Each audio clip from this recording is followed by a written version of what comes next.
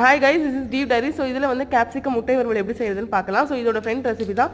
So oil ஊற்றி கடுகு, கடலப்பருப்பு, உளுந்த பருப்பு, கருவேப்பிலை போட்டு பொரிஞ்சதுக்கப்புறம் ஒரு பெரிய சைஸ் வெங்காயத்தை கட் பண்ணி வச்சுருந்தேன். ஸோ அதை வந்து ஆட் பண்ணிவிட்டேன். 2 சின்ன தக்காளி கட் பண்ணி வச்சுருந்தேன், அதுவும் ஆட் பண்ணிக்கிட்டேன். உப்பு லைட்டாக போட்டு நல்லா வதங்கட்டும் அப்படின்னு சொல்லி கொஞ்சம் நேரம் விட்டுருந்தேன். நல்லா ஓரளவுக்கு வந்து இந்த ப்ரௌனிஷாக வந்ததுக்கப்புறம் நான் கட் பண்ணி வச்ச கேப்சிகம் ஆட் பண்ணேன்.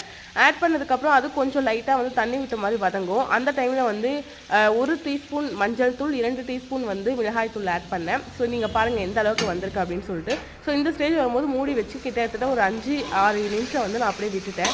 ஸோ அதுக்கப்புறம் பார்த்தீங்கன்னா இந்த அளவுக்கு வந்து பாயில் ஆகிருக்கும். உங்களுக்கு பார்த்தாவே தெரியும், அது ஒரு மாதிரி வாடின மாதிரி ஆகிடும். ஸோ அந்த டைமில் நல்லாவே பாயில் ஆகிருக்கும் அப்படின்னு அர்த்தம்.